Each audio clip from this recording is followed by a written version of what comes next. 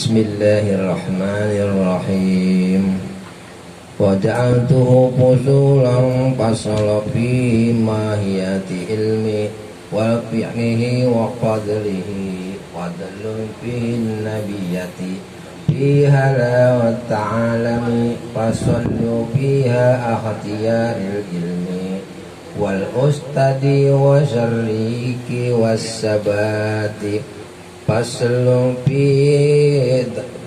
tawdalim ilmi wa ahlihi fadlun fi hal jidi wal muwadhabati wal himat faslun fiha bidayatis sabaki wa qadarihi wa tartibihi fasallu fihi wat tawakkulli faslun fi wal waqti wil ta'absili faslun fi sabaqahi wan nasihat faslun fi hal istiqbalati faslun fi hal wara'i halat ta'lam faslun fi ma suritul hifadha wan nisyan faslun fi ma yabli burrizqa wa ma yamna'u wa ma yazilu fi al-umri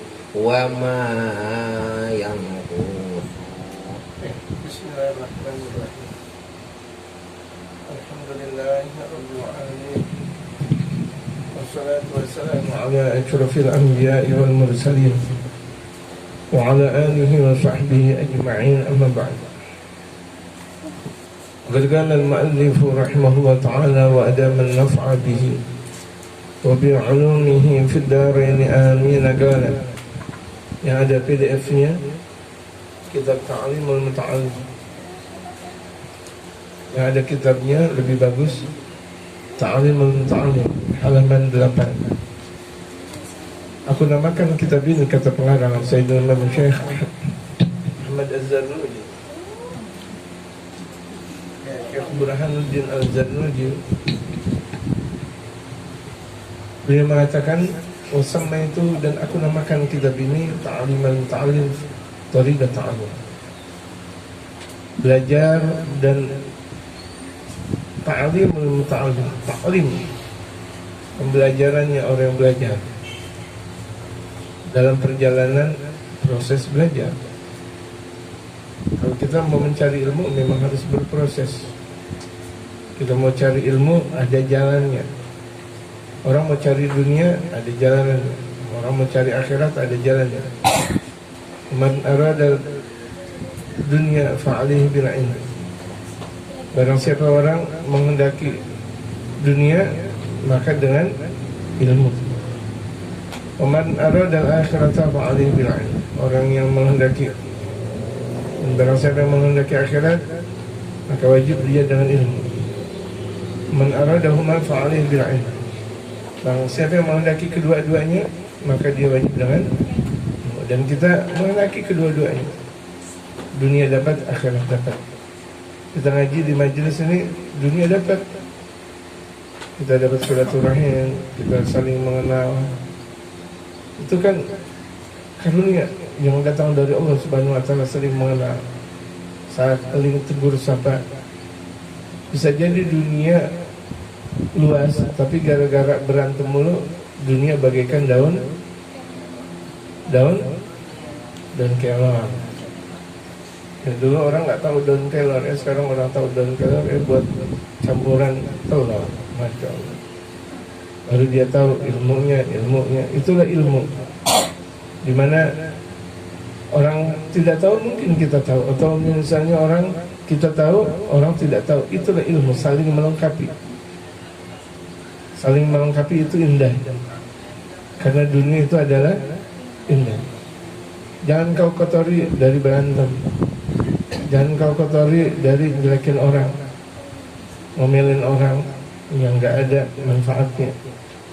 Mau tahu urusan orang yang ada manfaatnya.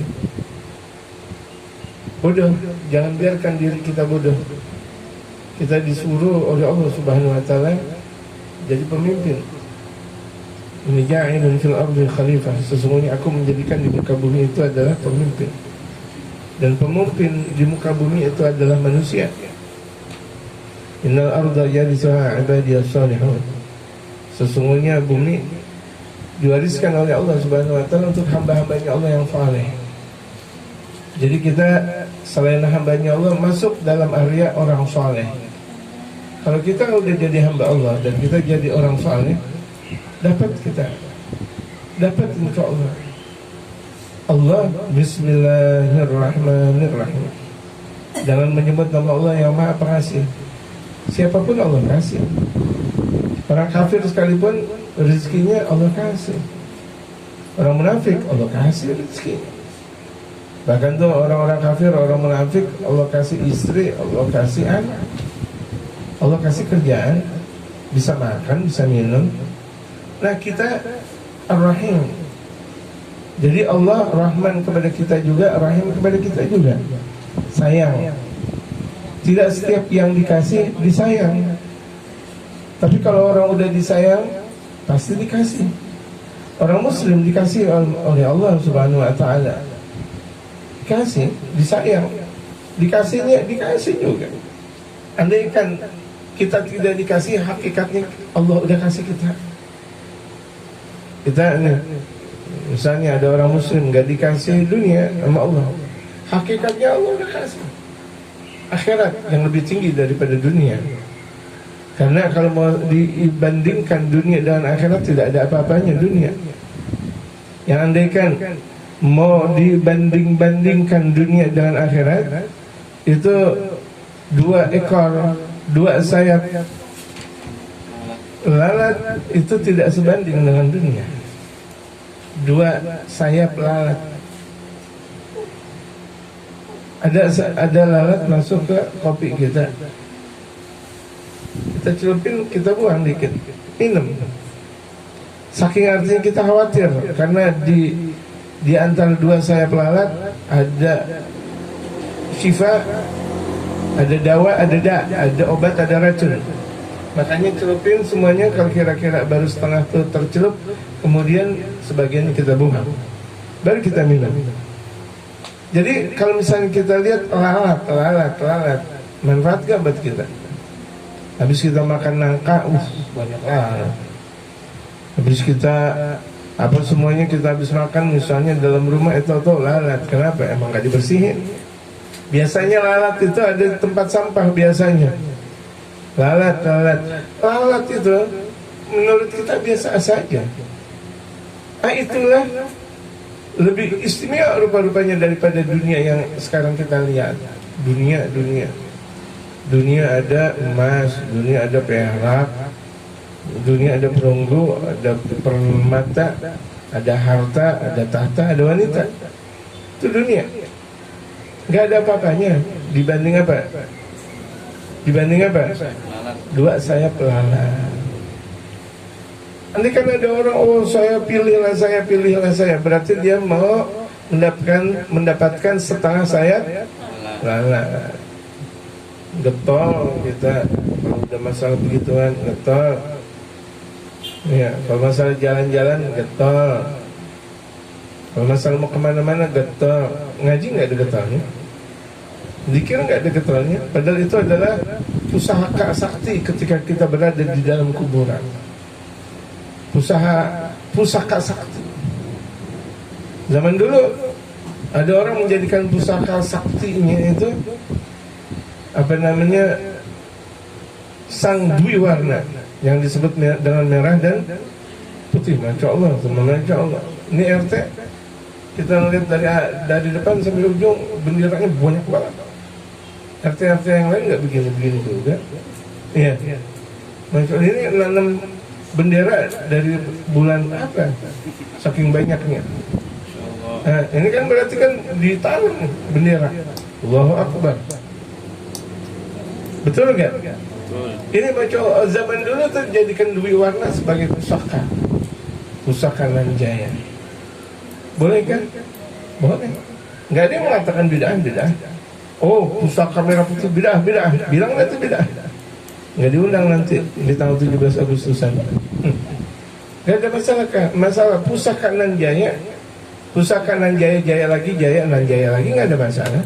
Emang itu adalah bendera kita. Artinya ketika kita kembali kepada kekuatan kita ilmu.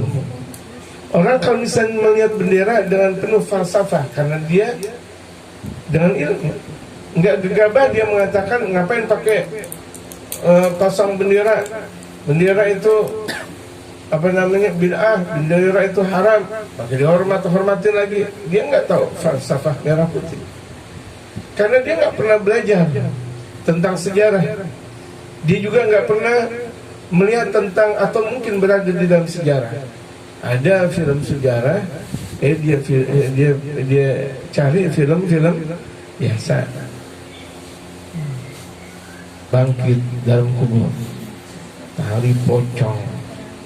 Nggak pernah tuh dia lihat apa namanya sejarah bambu kuning.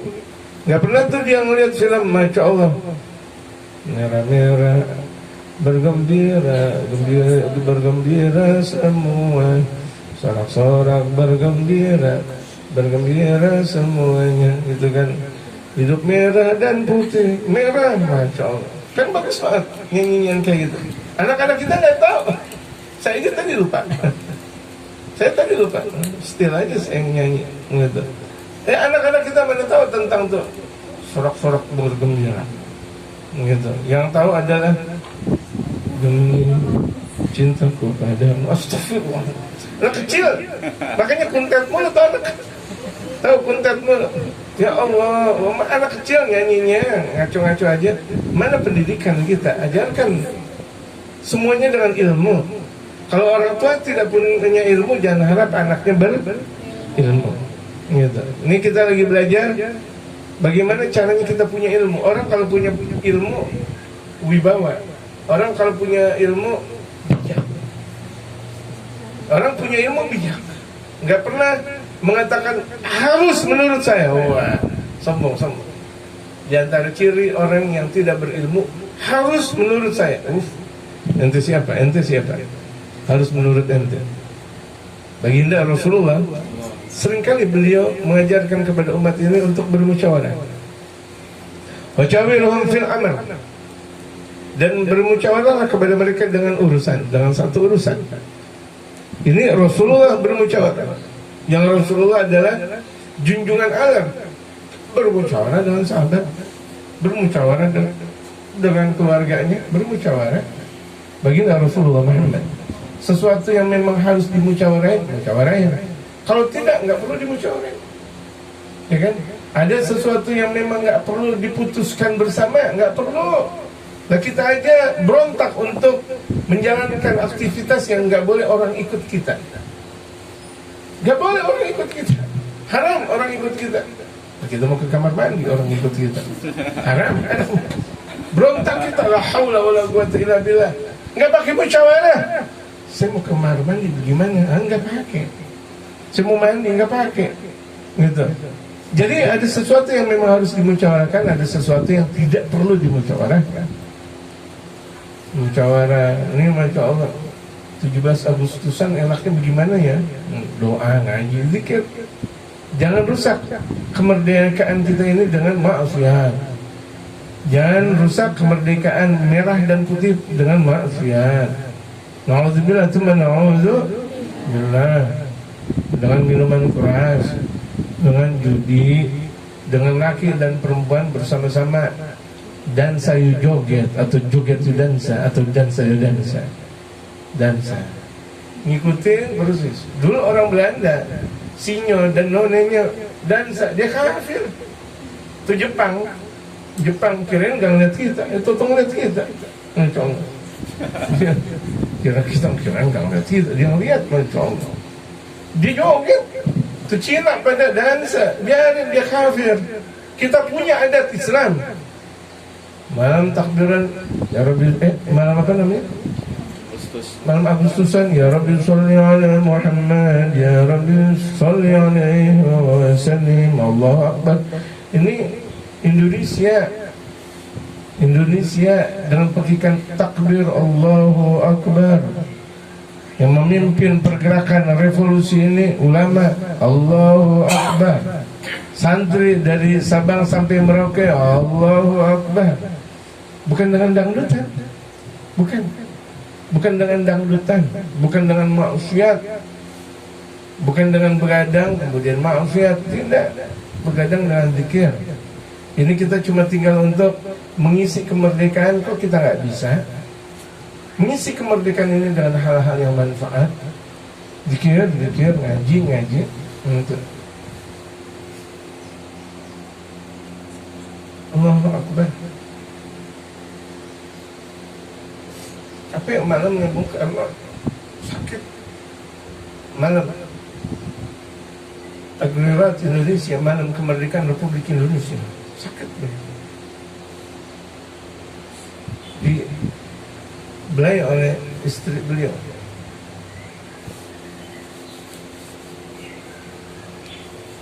Yang dari Palembang.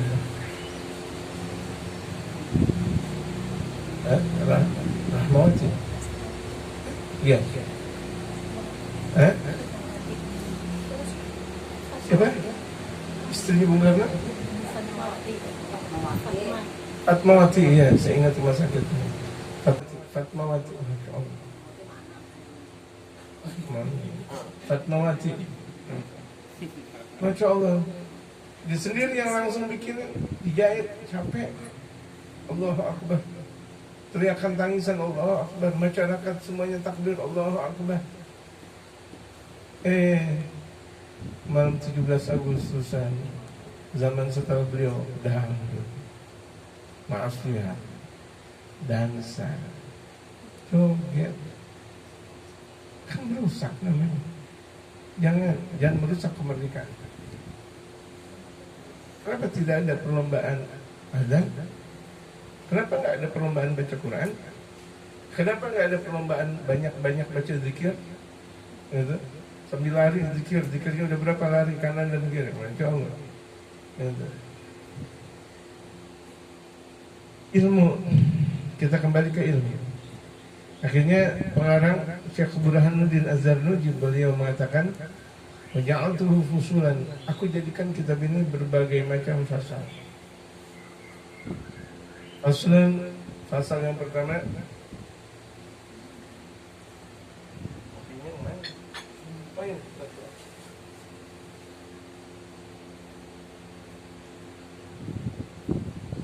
bimahiyatil ilmi wal fiqhi wa fadli. Bicara tentang keistimewaan ilmu. Ilmu penting. Orang kenal Allah harus dengan ilmu. Kenal Rasulullah harus dengan ilmu. Di dunia dan akhirat ini harus kenal ilmu. Wal fiqhi, ilmu tentang syariat.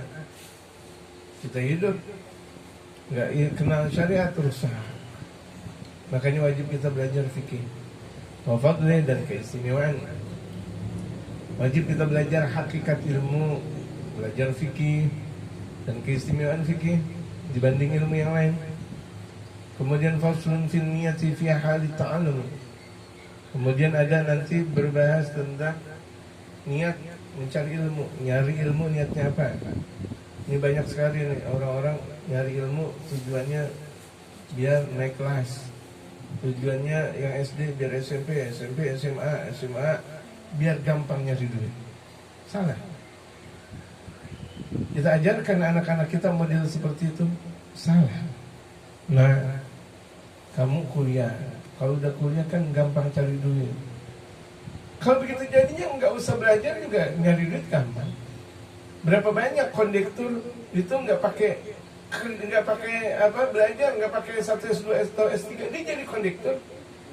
Sama kedudukannya, mau direktur mau kondektur, akhirnya kan tur-tur juga, betul nggak? Mau di direktur mau di kondektur, sama akhirnya. Betul nggak jemaah? Nggak usah belajar juga kalau misalnya mau tujuannya nyari duit, dapat. Tapi kita ini ngaji, tujuannya ngaji banyak, sekolah banyak, biar dekat sama Allah. Kenapa kita nggak pernah ajarin anak kita kayak gitu? Mana, pokoknya kan udah bapak sekolahin, mana kerja, amal, mana duit. Ini bapak nggak pernah dan atau ibu nggak pernah mengajarkan tentang Allah, dosa besar. Menyekolahkan anak merupakan sebuah kewajiban yang tidak boleh diungkap. Memberi kepada anak merupakan sebuah kewajiban orang tua yang nggak boleh diungkap-ungkap. Ini sering kita ungkap-ungkap. Lu kalau bukan gua, lu nggak bisa sekolah lu. Stop. Ngomongnya sama anak lu lagi. Yang harusnya kita sayangin, sayang raja ganteng, Masya Allah. Sayang raja ganteng, bandelnya sih luar biasa. Tetap kita bilang ganteng. Mau orang tetangga bilang, biarin aja. Kita juga bilang, juga. Tapi jadi ente yang sibuk. Anak-anak gua, gitu kan. Anak-anak kita, ya bukan anak kita. Anak-anak saya misalnya. Apa jadi ente ngomong, biarin. Yang muji aneh, yang dipuji anak-anak. Urusan apa orang lain? Betul gak? Biarin tuh puja anak. Puja anak, muji anak itu berkah. Jangan anak deginari, nggak ada pada benar ya, benar anak nggak jadi benar akhirnya. Udah tua bangka, nggak ada yang ngasih duit sama saya. Benar rezekinya apa? Seret, got bisa seret, got aja bisa seret. Bagaimana tuh rezeki lebih seret lagi? Doa orang tua mustajab. Makanya orang tua biar ngaji dan gampang banget balikan doa apa? Nyumpahin anak. Jangan, anak kucing aja disumpahin nggak boleh. Ada anak kucing, udah disumpahin nggak boleh. Bagaimana tuh anak orang, apalagi anak kita sendiri? Benar-benar tuh anak, dia apa ngomong benar-benar? Jangan. Masya Allah, anak saya mah alhamdulillah. Padahal bagaimana? Udah biarkan aja, alhamdulillah. Minta sama Allah Subhanahu Wa Taala, anak-anak kita. Mau benar anak kita, nggak benar juga anak kita. Minta sama Allah Subhanahu Wa Taala. Allah yang maha indah. Indahilah Allah dan indahilah anak-anak kita. Tuh kalau anak kita mau jadi soleh, jangan ngomelin. Kalau perlu anak kita seumur hidup kita nggak boleh ngomelin anak. Kita orang tua nggak boleh songong dan nggak boleh saya. Siapa engkau? Sebentar lagi engkau meninggal dunia. Yang doain engkau siapa? Kalau bukan anak keturunan engkau. Kalau bukan kerabat engkau, orang-orang yang dekat kepada engkau, siapa yang mau doain? Apakah satu negeri bakal doain dia? Belum tentu. Tentu atau belum tentu? Belum tentu. Anak-anaknya yang ngebersihin kuburannya emang siapa? Yang merawat kuburannya emang siapa? Yang nanti bayaran kuburannya siapa? Yang bacain tahlil, yang haulin, yang bayarin zakat, yang bayarin sedekah dan sebagainya. Siapa? Kalau anaknya diomelin mulu, anaknya dijelekin mulu, kalau anaknya dipelintir mulu, ngomongnya nggak ada pernah adem kepada anak-anaknya. Jangan, nggak boleh.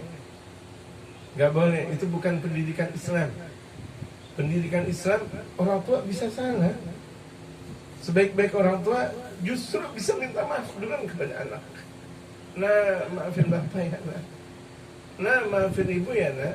Itu orang tua namanya. Tidak ada namanya kata orang tua, saya adalah saya. Sebelum engkau, engkau juga kan anak. Dan sebelum engkau jadi bapak, kau menjadi anak, menjadi baik di hadapan orang tua engkau. Betul nggak? Kau boleh begitu. Jadi bagaimana antara kita dan anak-anak kita tidak ada batas. Jangan tuh anak-anak kita sama kita hawanya takut aja. Gak boleh. Kalau ada orang anak udah mulai takut kepada orang tuanya, takut, berarti di situ ada batas. Yang seharusnya antara anak dan orang tua hidup berimbang, nikmat, santun dan sayang. Itu rumah tangga Islam. Islam mengajarkan seperti itu. Jadi untuk merasa walaupun bapak atau ibu atau anak, apalagi anak merasa sombong di hadapan orang tuanya, naudzubillah min dzalik. Kalau orang tua merasa segala-galanya, nak, emang yang ngasih rezeki siapa nak? Yang ngasih makan kamu, minum kamu, sekolah siapa? Nggak boleh ngomong kayak gitu.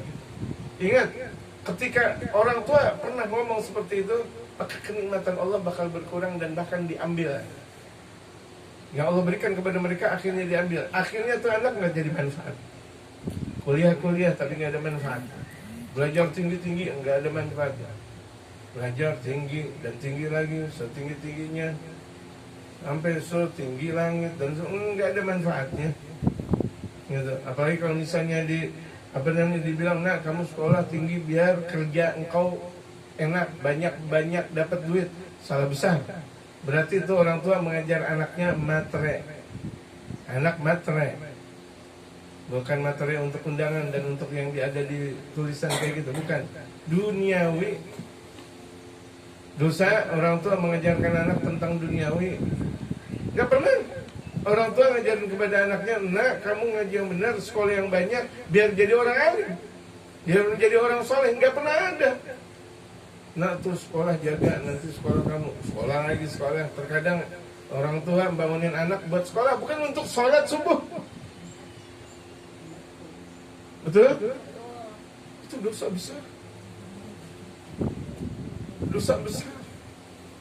Nanti akhirnya anak begitu. Yang bakal menjadi musuh terbesar orang tua adalah anak. Enggak di dunia, nanti di akhirat. Enggak di dunia, nanti di akhirat. Insya Allah. Musuh besar artinya ya Allah anaknya sendiri. Bapak nggak pernah ngajarin saya. Bapak nggak pernah ngajarin adab kepada saya. Ibu nggak pernah sayang sama saya. Ibu akhirnya masuk neraka bareng. Mau kayak gitu? Mau gak? Kalau mau, ini neraka terbuka nih. Terbuka. Kalau mau silahkan. Nggak usah pakai daftar, masuk aja udah langsung. Mau gak? Enggak. Alhamdulillah. Kalau nggak mau, ajarkan anak keturunan. Jangan bandingkan anak yang satu dengan yang lain. Yang satu kaya, masya Allah. Yang satu miskin. Ngapain sih deket-deket bapak? Nauzubillah min dzalik. Bisa jadi itu yang miskin yang bakal doain kita nanti di dalam kubur. Gak boleh membanding-bandingkan anak pertama 2, 4, 5, 10, 20, 30, enggak boleh. Semua anak kan namanya anak. Ada nggak perbedaan anak 1 dan 2? Nggak ada, semua anak adalah anak. Gitu. Nggak boleh dibanding-bandingkan. Mau dia laki, mau dia perempuan. Kalau misalnya anak yang satu, masya Allah, selalu dikasih agar-agar. Tapi anak yang kedua dikasih tai kering. Alhamdulillah, gua cailah. Anak yang ketiga, gua dikasih ini, yang keempat udah. Mu yang aja kamu nggak boleh. Tutup. Mau anak yang kaya, mau yang miskin, nggak boleh kita banding-bandingkan. Nggak boleh kita banding-bandingkan. Anak ada satu juratan tertinggi di dalam hatinya. Kok bapak gitu ya? Kok ibu begitu ya? Ketika udah berkata begitu ya, nanti lihat tuh anak. Ini lantaran salah membina. Kalau udah dalam salah membina, semuanya bakal rusak. Jangan. Yang satu, masya Allah, gamisnya luar biasa. Yang satu, ya Allah, boro-boro dipakai gamis, dipakai kain juga pada robak-robek. Masya Allah, gimana bisnis, gimana bisnis. Yang satu dijamin. Bisnis gimana bisnis? Oh, itu. Rubah-rubahnya. Na'udzubillah, cuma na'udzubillah. Sambungkan semuanya menjadi satu mata rantai. Karena seluruh anak adalah anak kita. Cinta kita, permata hati kita. Tidak boleh kita banding-bandingkan. Permata hati. Kalau udah disebut dengan rantai emas, apakah yang ada di sini rantai emas, yang di sini bukan? Semuanya adalah rantai emas. Anak kita adalah kelanjutan kita kelak di dunia. Seluruh anak-anak kita adalah kelanjutan kita kelak di alam dunia.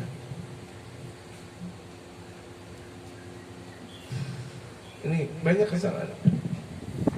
Kesalahan yang tidak boleh untuk ditiru lagi buat sang anak. Biasanya kalau misalnya orang tua mendidik seperti itu, dia khawatirkan anak dia nggak punya ilmu dan sebagainya, mendidik model seperti itu lagi. Akhirnya nanti anak berikutnya lagi, anaknya lagi mendidik dengan pendidikan yang salah. Satu keturunan sampai 7 keturunan, 8, 9, 10 keturunan semuanya salah. Lantaran apa? Lantaran dari keturunan yang awal salah didik. Kita lagi diajarin biar ngebenerin. Kan kita lagi diajarin ngaji. Nah, bagaimana ngaji yang benar? Ngaji yang benar perubahan sikap. Ngaji yang benar adalah perubahan sikap. Sikap kita kepada anak, istri, keluarga, tetangga, dan sebagainya. Bagaimana santun ucapan kita. Ngaji itu wajib berubah. Kalau nggak berubah bukan ngaji namanya. Nah,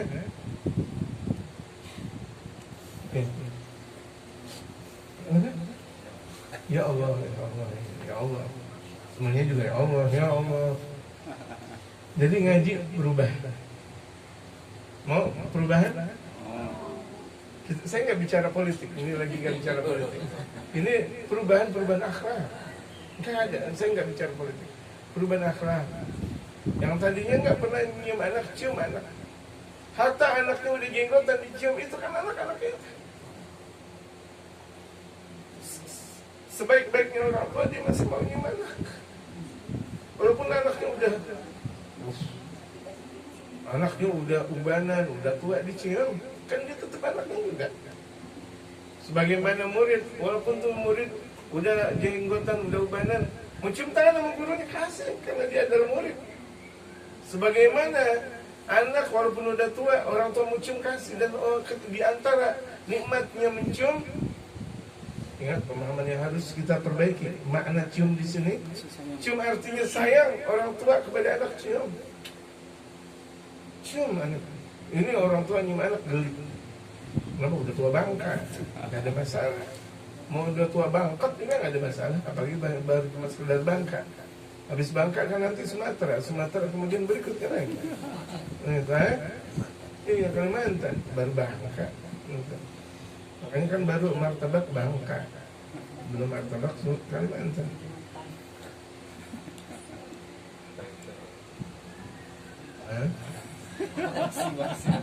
Saya udah Jawa, tapi Palembang, nggak ada Kalimantan.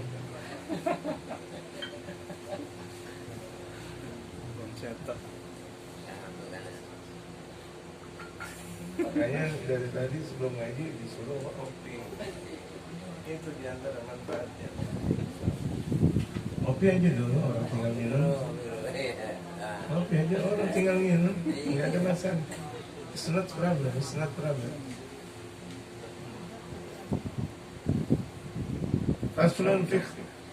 Faslun fi ikhtiyari ilmu. Kemudian satu pasal mencari ilmu.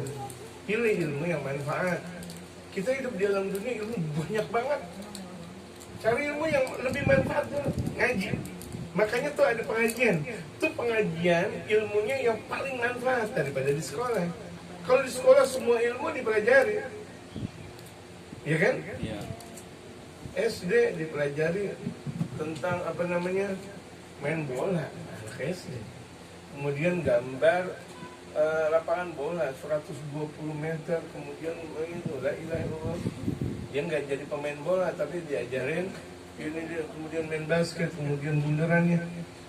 Nggak mampu kita untuk mempelajari seluruh keilmuan. Udah gitu besok kurikulumnya berbeda lagi, memungkinkan seseorang untuk mencatut duit negara, untuk menjadi proyek besar-besaran. Yang namanya buku dari zaman dulu sampai ini harusnya tetap seperti itu, nggak berubah namanya, gitu. Ini naik 1, kedua, tahun berikutnya dari 1 ke 2 udah beda lagi buku. Apa maksudnya? Pencarian apa? Apakah itu adalah pencarian bakat? Tidak, pencarian duit. Naudzubillah. Kalau dalam dunia pendidikan di situ banyak korupsi, bagaimana di dunia yang lain? Kalau dalam dunia agama di situ banyak korupsi, bagaimana di alam yang lain, di tempat-tempat yang lain? Cari ilmu yang lebih penting nih. baru penting. Yang lebih penting dulu. Nah kita diajarkan nih di pengajian apa namanya Az-Zahra ini, itu yang penting-penting dulu. Nggak diajarin cara masak gampang, ibu-ibu saya nggak ajarin, saya juga nggak ngerti, ngapain ngajarin lagi. Nanti akhirnya murid-murid saya lebih pintar dari saya. Lalu kan saya masak, gimana ceritanya? Nggak pakai, karena saya juga nggak ngerti. Gitu. Jadi diajarin ilmu yang penting apa? Ilmu syariatul Islam. Itu aja dulu, itu aja untuk kita. Kemudian fikhtiyaril ilmi wal ustaz, cari guru yang benar. Ini seguru-gurunya. Guru rebek dijadikan guru. Guru rebek. Tahu rebek? Ngomong sana, ngomong sini. Sana sini, kesana sini. La ilaha illallah. Itu guru dekatnya sama orang kaya aja, sama orang miskin enggak? Oh, selalu minta duit lagi. Yang kayak gitu kita jadiin guru, entar dulu. Astagfirullahaladzim. Gitu. Guru si pakaiannya tengil. Gitu. Pakai pakaian udah benar, udah pakai celana panjang, pakai dirobek-robek. Udah benar pakai apa namanya, udah pakai peci, diganti keluar topi. Guru kayak gitu, entar dulu. Wah, entar deh. Nyari guru itu nggak gampang. Tapi kalau kita udah jadikan seseorang sebagai guru, pala kita kalau dia butuh kita kasih, jamaah sekalian. Kita udah jadikan tuh fulan bin fulan guru kita. Jangankan si duit, pala kita kalau dia mau, nih saya kasih. Dalam bahasa Betawinya, lu beli, gue jual. Pala lu berapa harganya gitu. Dalam bahasa Betawi, ibaratnya kayak gitu. Sampai pala aja, mau berapa harganya? Nih buat guru, Gitu. Karena ibadah. Ketika kita melakukan sesuatu demi guru adalah ibadah. Coba kalau kita melakukan sesuatu karena manusia, dosa. Riya namanya, melakukan sesuatu karena manusia. Kan guru adalah manusia, tapi pilihan Allah beda. Rasulullah kan manusia, tapi pilihan Allah beda.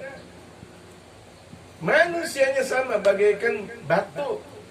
Apakah sama batu biasa dengan batu bualam? Apakah sama batu yang ada di tangan cincin kita, batu biasa dengan batu akik Yamani misalnya? Beda. Mau bilang apapun beda. Mau dibilang apapun beda. Duit asli $1, $100, jangan duit main-mainan. Walaupun duit main-mainan satu pabrik, gak ada manfaatnya. Kenapa? Duit main-mainan, kan namanya duit. Tetap namanya main-mainan. Jadi 100.000 walaupun selembar, $100 walaupun selembar bermanfaat. Gitu. Jadi cari guru yang benar. Wasyariki. Dan kalau udah dapat guru, kerjasama dengan guru. Ini sama guru pelit banget. Nih, biar ilmu berkah dan hidup berkah. Orang hidup nggak punya guru pasti berantakan. Mau dia jadi pejabat, mau dia jadi apa namanya, nggak punya guru berantakan, nggak dapat kenikmatan hidup. Kalau udah orang nggak dapat kenikmatan hidup di dunia, boro-boro nanti di dalam kubur. Repot dia di dalam kubur. Baru pertama kali ke dalam kubur, apa? Nyusruk lagi, makin nyusruk lagi. Keder dia. Nggak tahu arah dan nggak tahu jalan, timur, barat, utara, selatan. Dia nggak punya guru. Siapa yang mau ngasih syafaat? Apakah Rasulullah bakal memberikan syafaat orang yang nggak punya guru? Siapa yang nyampain ke Rasulullah?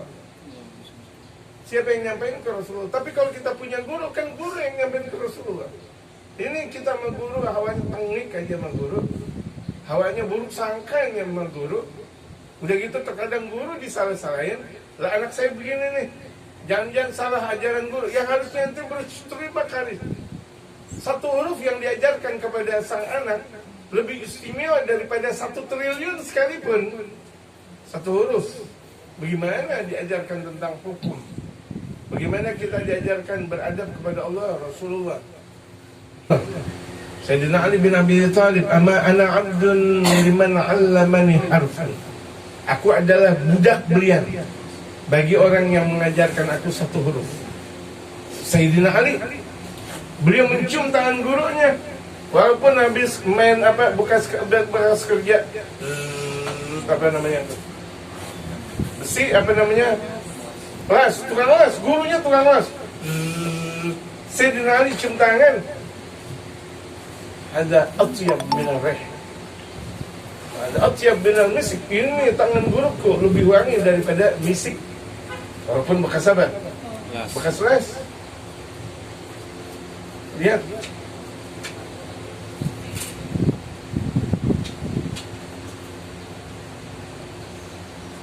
Allahu Akbar. Saya terasa ciuman saya terhadap tangan guru-guru saya. Ya, saya terasa. Saya cium tangan saya sendiri. Seakan saya cium tangan guru saya. Ini tangan saya nyambung kepada tangan guru saya. Saya cium tangan saya sendiri. Saya terasa cium tangan guru saya. Dan guru saya terasa kepada cium tangan kepada guru-gurunya lagi. Dan guru-gurunya lagi terasa kepada cium guru-gurunya sampai kepada baginda Rasulullah. Saya yang tidak pernah cium tangan kepada gurunya, jangan mengharap untuk cium tangan kepada Rasulullah Muhammad.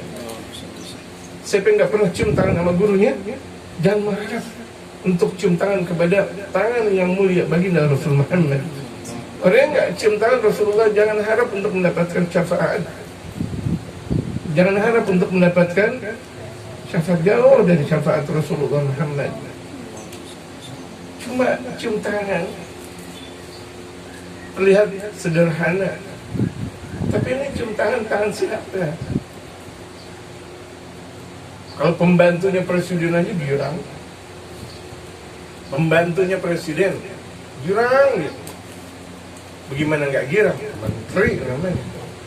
Kan menteri pembantunya presiden. Girang, garing ketawanya.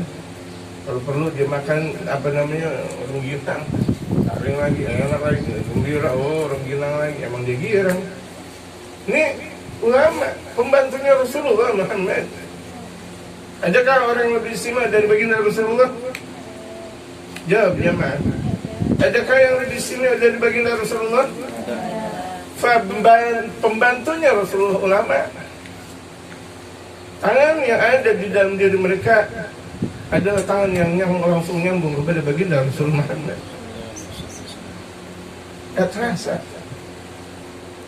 Padahal ketika kita cium tangan guru kita, seluruh dosa kita rontok di sisi Allah.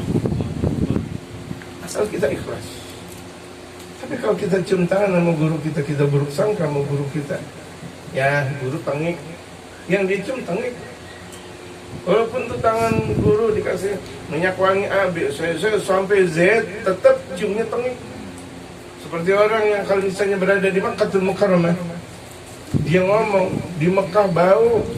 Benar yang dicium semuanya bau. Dia di hotel bau, hotel Makkah Madinah bau, di dalam Masjidil Haram bau, dia dekat dengan orang kulit putih hitam bau. Semuanya yang dia cium adalah bau. Kenapa? Karena dia punya keyakinan haji tempatnya bau. Allah buktikan. Allah buktikan. Itu di dunia, bagaimana nanti di akhirat. Dan itu banyak. Ada. Cuma saya nggak kasih tahu siapa-siapanya. Dulu pernah saya bawa jamaah umrah. Dia ngomong bau banget. Bener. Dia lagi tawaf, yang dia cium bau ketek. Bau yang dicium bau ketek. Tawaf kan lumayan 7 kali putaran. Nah kalau misalnya dalam 7 putaran itu ketek, enak nggak dia mah? Ngambil napas, ketek. Bangun napas lagi, ngeluarin napas lagi, ketek. Kan nggak ada enak-enak. Ada dulu, pernah juga ada orang bilang dalam hatinya, kiai, kita masuk hotel tidur lagi. Ibadah dong dalam dirinya dia. Padahal mah tidurnya kita kan untuk mengatur waktu. Terus kan saya manusia biasa, capek. Biar saya istirahat aja dulu, nanti saya atur waktu. Ada nih orang ngomong kayak gitu. Kan umroh kan biar maksimal untuk ibadah. Ini kiai ngapain pakai tidur segala? Saya mau ihram, mau tawaf. Dia ngomong dulu sama saya, enggak ngomong sama saya. Setelahnya baru masuk di dalam Masjidil Haram dia kayak baru masuk dalam Masjidil Haram kayak berjam-jam di Masjidil Haram sampai dia mau kencing bingung, mau apa bingung. Ya ente tahu rasa ada di Mekah masih buruk sangka. Ya kalau orang Betawi bilang ente di Mekah masih buruk sangka, bagaimana tempat lain? Di Mekah ente masih buruk sangka. Saka dibilang sangke gitu. Dalam bahasa Betawi. Orang Indonesia bilang di Mekah jangan berburuk sangka dong gitu. Ini buruk sangka sama gurunya aja lagi. Akhirnya dijerotin dia, mau cium Ka'bah dijerotin. Buk. Kita rasanya. Kemudian ketika dalam keadaan sa'i itu dinginnya luar biasa, dia apa namanya, dia merasa andaikan ada 8 kali putaran mungkin dia mati gitu. Cuma sa'i kan ada 7 kali. 7 kali bolak-balik, tak 7. Allah Akbar tuh. Allah kasih itu di dunia. Bagaimana kalau dia mau dapetin kayak gitu? Mau dapetin kayak gitu gak? Buat sahabat. Nah kalau ngaji istiqomah, sabar, kuat. Ini gurunya dijelekin dia di mana? Ya kali guru saya kayak begitu. Ya kali. Kalau dulu penduduk Indonesia model kayak gitu, nggak merdeka Indonesia. Dibilang sama Belanda, mana tuh pitung, verdomet, kanan kiri, verdomet, gitu. Melihat saya melihatnya apa itu yang dilihat? Tuh kalau misalnya orang Indonesia semuanya munafik, hitung mati waktu itu langsung. Tapi harus ada yang memang betul-betul membela. Hitung di kanan dia bilang di kiri, hitung di kiri dia bilang kanan, nggak apa-apa. Dan itu adalah kewajiban membela guru, membela pertahanan Republik. Contoh, apalagi guru istiqomah. Kalau kita udah ngaji istiqomah, blok hujan petir dan sebagainya, waktunya ngaji. Kan yang susah istiqamah. Orang jadi baik gampang, tapi meneruskan kebaikan itu susah. Kita baik gampang, tapi meneruskan kebaikan setelah kita nih, anak keturunan kita belum tentu bakal meneruskan kebaikan kita. Kalau kita ikhlas, insya Allah anak keturunan kita bakal meneruskan kebaikan. Semuanya tergantung keikhlasan. Ikhlas gak kita? Jangan kita lakukan semuanya karena orang lagi, karena udzubillah min dzalik, ambil tuh karena orang. Dalam akhirat ambil karena orang. Karena semuanya milik Allah Subhanahu wa taala. Tuh orang butuh pahala. Kita minta pahala dari orang. Orang kasih gak ke kita? Aslun fi ta'dhimil ilmi wa ahli. Berikutnya adalah satu pasal pengagungan ilmu dan orang yang punya ilmu. Bagaimana mengagungkan ilmu, belajar, setia. Kalau misalnya baca kitab dengan berwudu, menghadap ke arah kiblat, biasakan. Anak santri 2, yang satu kalau lagi mau tolak selalu menghadap kiblat, yang satu mau tolak nggak menghadap kiblat, akhirnya berbeda. Keluar dari pesantren yang selalu menghadap kiblat lebih manfaat. Dia makan menghadap arah kiblat, dia duduk menghadap ke arah kiblat, dia apa aja dia rutinkan untuk selalu menghadap ke arah kiblat. Minum dan sebagainya, dia selalu menjalankan sunnah Rasulullah dalam sholatnya, dalam kehidupannya. Dia mau baca kitab, dia wudhu lagi, batal wudhu, wudhu lagi, batal wudhu, wudhu lagi.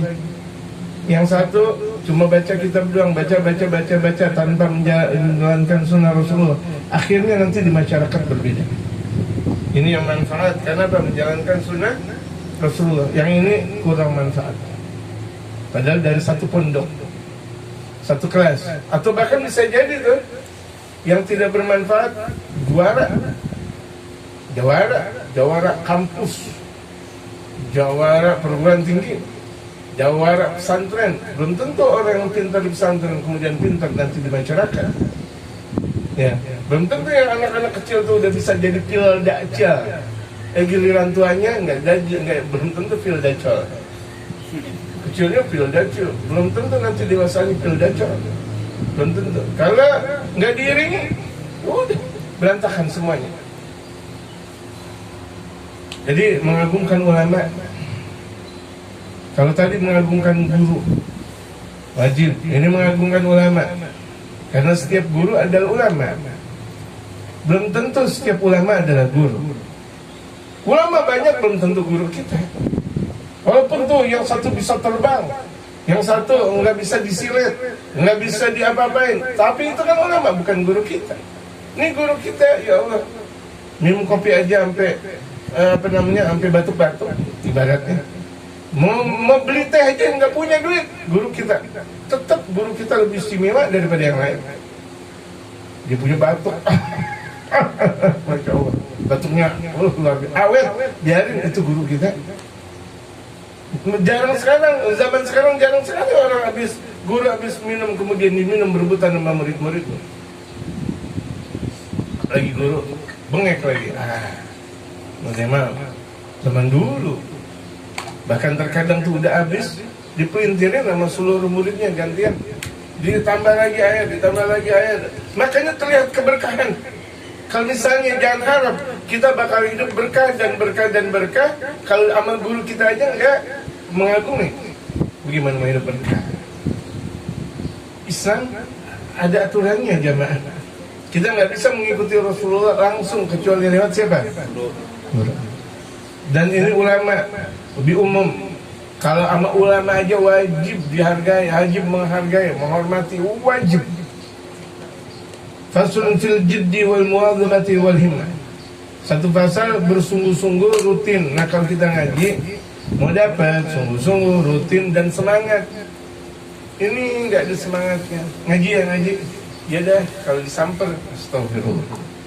Kalau disamper ngaji, kalau nggak disamper ngaji.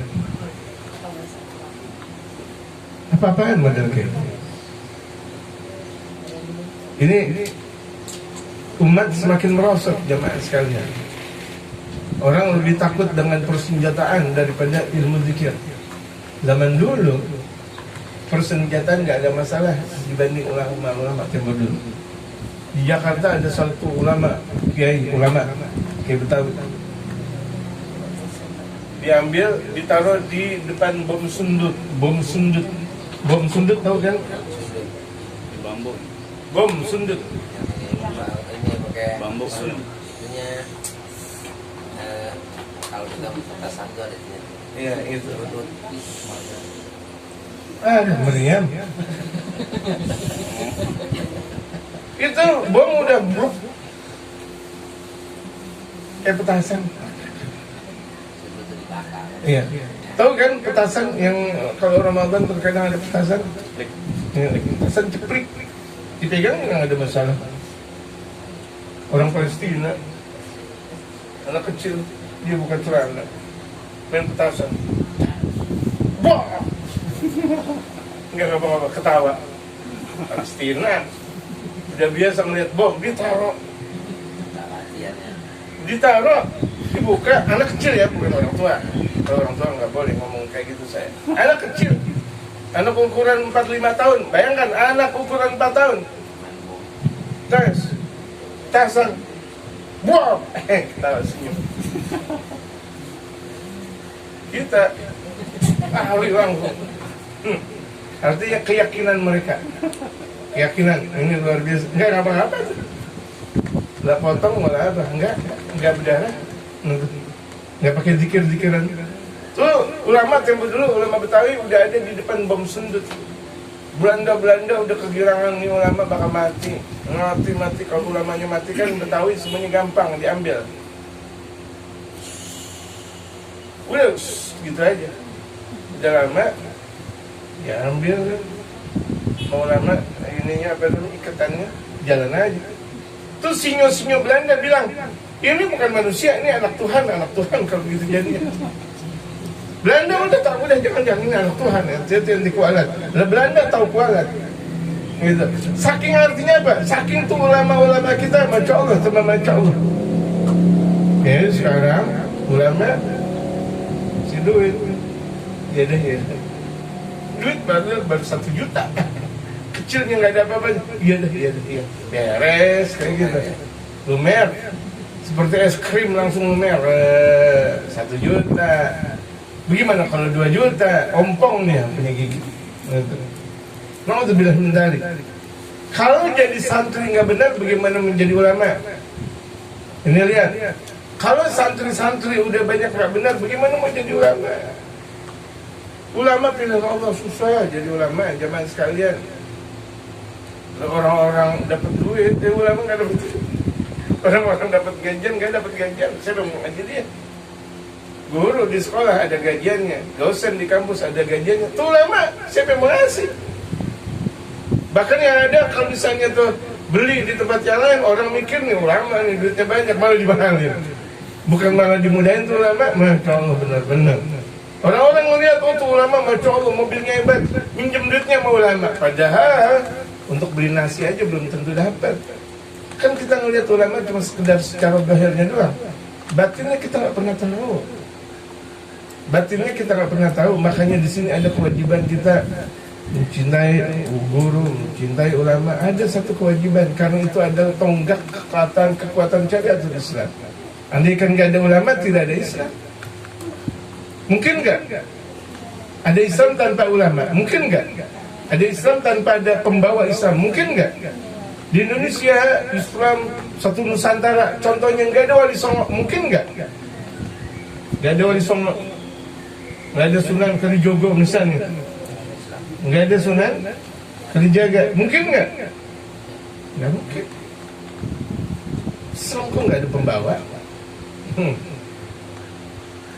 Dalam istilah orang Arab Badui, ketika mereka melihat di padang pasir ada tai onta, berarti kan ada ontanya. Mana mungkin ada tai onta, nggak ada onta. Paham jemaah? Ini saya ngomong agak jorok dikit, tapi masa saya bilang kandutan onta? Kan tai onta. Ada tai onta berarti ada apa? Ada onta. Kok maksudnya apa? Kok tahi dimasuk di sini? Pakai onta? Iya, adanya Islam nggak mungkin tanpa pembawa Islam. Maksudnya biar saya sederhanain lagi contohnya. Jangan langsung kok paham saya nggak jadi tai-tai masuk di sini. Onta lagi, nah itu. Saya gampangin contohnya. Gitu. Faslun fi bidayatis sabgi. Ada satu fasal bagaimana cara berlomba mencari ilmu. Karena kita cari ilmu, semangat, berlomba-lomba dalam diri kita minimal. Nggak ada teman untuk berlomba, kita terus. Sekarang hafalan 4, besok 5, besok 5, besok lagi 6. Baca Quran udah banyak, lebih banyak lagi. Baca zikir lebih banyak, lebih banyak lagi. Hafal lagi, baca lagi, hafal. Harus seperti itu kalau mau mencari ilmu. Wa qadri wa tartibi, dan kadarnya, kadar bagaimana kita mencari ilmu dan tartibnya. Gak bisa kita pelajari ilmu semuanya, ada tartib-tartibnya. Tartib itu rangkaian urutannya. Faslun fit tawakkul, kemudian fasal berbicara tentang tawakal. Kalau kita udah ngaji benar, belajar benar, tawakal.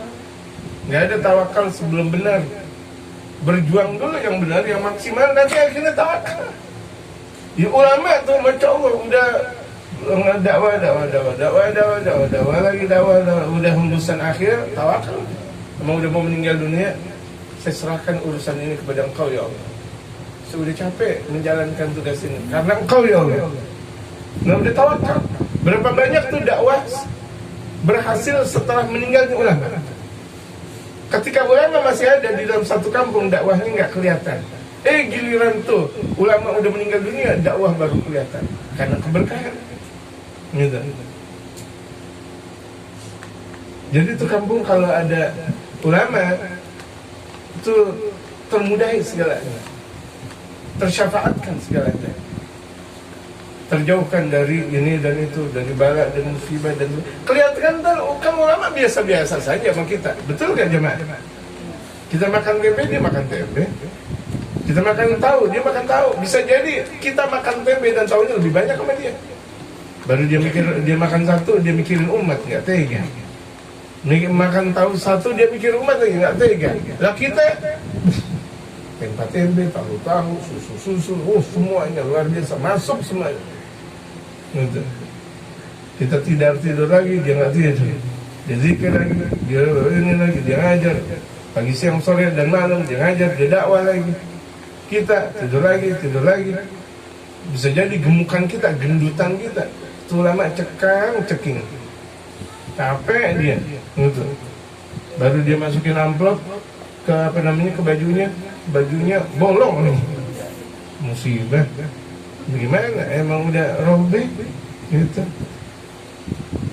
Jadi kalau misalnya kita nih orang kalau benar jadi santri, pasti dia menghormatin ulama. Ada satu prinsip terpendam dalam diri saya. Kalau ada orang betul-betul jadi santri, pasti dia menghormatin ulama. Kenapa? Jadi santri aja susah, capek. Waktunya malam, orang tidur dia baca Bismillahirrahmanirrahim. Dia baca, dia ngapalin, ngapalin sampai jam 3. Guru-guru bangunin untuk zikiran, dia zikir lagi, baca. Dia tahu capeknya nyari ilmu. Kemudian pagi, siang, sore, malam lagi makan dikit, mau bagaimana mau makan banyak. Baru makan dikit, zikir, baca lagi, kemudian lagi baca kitab lagi, kemudian ulang, kemudian ngapalin lagi. Tuh lihat, baru jadi santri aja 30 tahun baru jadi santri. 15 tahun, gak ada yang langsung instan jadi ulama. Tuh ulama-ulama capek.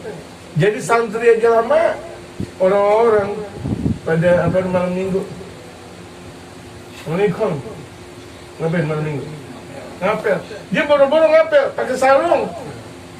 Assalamualaikum, Bismillahirrahmanirrahim. Kaji lagi. Ta'lim talim. Yang lain, jalan-jalan ke dapat gitu. Apa namanya? Terus naik motor, naik ke ini kemana di Bogor tuh yang anak atas ke puncak, masih muda. Ngobrol santai, ngerokok, ngopi, bergadang. Ini santri, sama guru lagi, belajar lagi, bersih lagi, nyapu lagi. Apa kata guru lagi? Capek. Jadi santri capek. Bagaimana menjadi ulama? Bagaimana kalau menjadi ulama yang betul-betul jadi ulama? Allahu Akbar. Makanya kedudukan setelah Nabi dan Rasul itu adalah ulama, enggak ada yang lain. Kedudukan setelah Nabi dan Rasul adalah siapa? Ulama. Enggak ada yang lain. Ini kita sama ulama hawanya benci banget. Serem. Orang benci sama ulama minimal matinya suul khatimah. Orang benci sama ulama minimal matinya suul. Tahu gak artinya suul khatimah? Apa? Meninggal dalam keadaan buruk.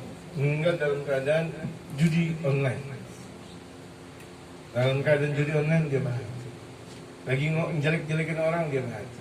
Lagi minuman keras dia mati. Dia lagi maksiat mati. Suul khatimah. Paling tidak orang yang membenci ulama matinya suul khatimah. Biasanya orang yang benci sama ulama sebelum dia mati miskin dulu.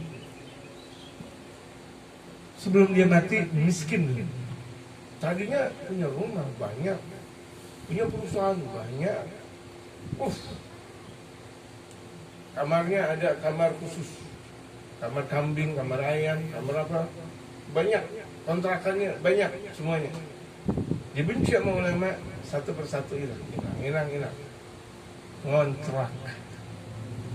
Ngontrak di pedusunan. Yang andaikan jenazah aja lalu lalang nggak bisa. Dia masuk di tempat gang sempit, mau masuk. Istrinya ninggalin, anaknya ninggalin, dia sakit. Gak ada yang nemenin dia. Gak makan, gak minum, orang gak tahu. Tuh lihat, gara-gara menghina ulama, mati. Pernah dengar Presiden Turki? Pernah dengar Presiden Turki? Siapa namanya? Mustafa Kemal Atatürk. Benci sama ulama, benci sama adzan, diganti adzan dengan bahasa Inggris. Allahu Akbar, Allahu Akbar. Bahasa Inggrisnya apa?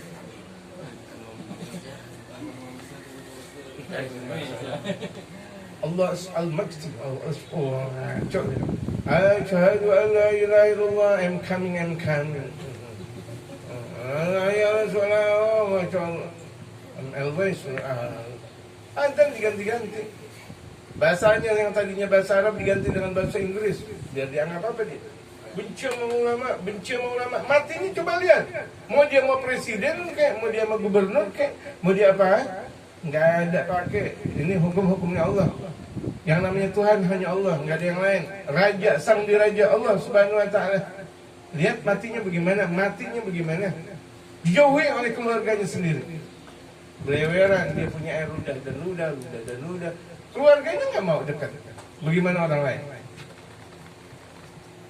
Yang itu kan sekarang kuburannya dijadikan orang Indonesia ke Turki, Malaysia lah ke situ. La haula wala quwata illa billah. Ngapain? Kan nggak punya ilmu. Nggak punya ilmu apa? Ke kuburan Nabi sih nggak ada masalah, kuburan sahabat sih Masya Allah. Ini orangnya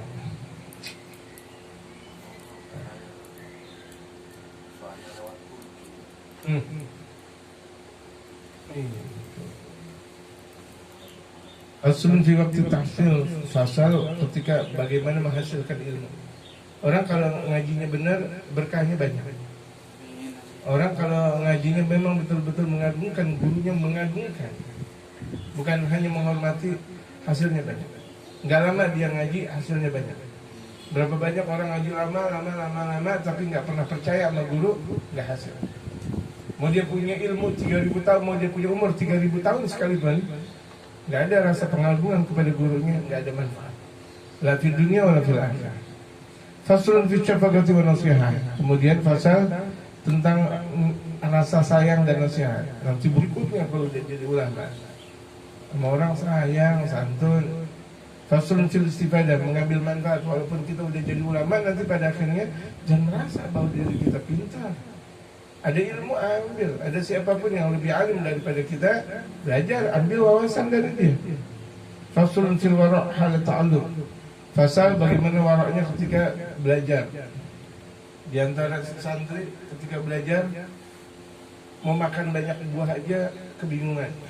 Ada dulu santri kalau mau makan buah aja itu nggak pakai gimana, duit nggak punya, namanya santri boro-boro punya duit. Ada tuh orang habis makan melon, semangka, kan kulitnya nggak dimakan kan, dibuang, diambil, kemudian dimasak buat dia makan. Allahu Akbar. Santri, kita santri makan liwat lagi, bikin liwat 3 jam, 4 jam, habis waktu. Zaman dulu ngaji benar, ngaji. Ada yang perlu dimakan ya enggak, alhamdulillah. Ada bekas tuh teman habis makan tadi, saya bilang semangka nggak langsung dibuang di sampah, diambil, dimasak, pakai bakar, kan jadi lembek tuh, apa namanya, kayu, kulitnya dimakan. Kita jadi santri maunya daging, maunya kalau dikasih oncom doang kita merasa nggak bersyukur. Jadi santri memang harus seperti itu. Capek, belajar. Kalau misalnya nih ada orang ngaji maunya enak mulu, jangan harap dia bakal menjadi orang soleh. Faslun fil wara' hal ta'allum, wara' dalam belajar. Faslun fi ma yuritul hifdza wa nisyan. Nanti ada satu pasal yang mewariskan hafalan kuat, nggak bakal lupa. Di antara hafalan kuat dan nggak bakal lupa, jauhin maksiat, jauhin dari pandangan. ini di HP, TikTok TikTok viral yang viral. Cantiknya, Masya Allah, mantap. Ayu tenan iki, ayu tenan, Masya Allah. Itu yang perempuan bilang Allahu Akbar. Tapi hitung ini, Masya Allah, rusak ilmu begitu. Mata nggak dijaga, laki nggak jaga perempuan, perempuan nggak jaga laki. Udah gitu lagi ngaji pacaran. Lagi ngaji itu belum nikah, abi umi, ceneh bin bunda siapa? Abi, bunda siapa? Bunda Tiara. Ada di sini. Abi umi, kalau belum kawin belum apa, abi umi. Umi udah makan belum? Belum abi. Astagfirullah. Tuh malaikat dia mau marah. Dia anak ngaji. Dia marah juga. Bingung ini gimana nih? Gak berkah akhirnya. Lagi ngaji pakai begitu. Jangan. Belum nikah belum apa jangan. Di apa namanya di DP-nya atau di SW-nya foto laki-laki. Atau dia punya dia laki-laki foto perempuan, hancur udah semuanya. Makanya kalau lagi ngaji jangan pacaran, kalau mau kawin kan halal. Tapi kalau pacaran haram, mau bagaimana bentuknya pacaran haram, betul kan jemaah? Saya juga bingung, anak-anak ya Allah masih unyil, masih kucuk-kupret, kunyit, manggil abi umi. Saya ngeliat juga lah, Allah gua bilang. Makan tahu baru dia makan, baru kenal tahu, udah pacaran, deket-deket banget lagi, udah kawin belum dong. So bangga dia pacaran, santri lagi, lain gini, bukan santri lain gini. Bagaimana kalau bukan santri? Iya, jaga santri kan cari ilmunya ilmu agamanya Allah.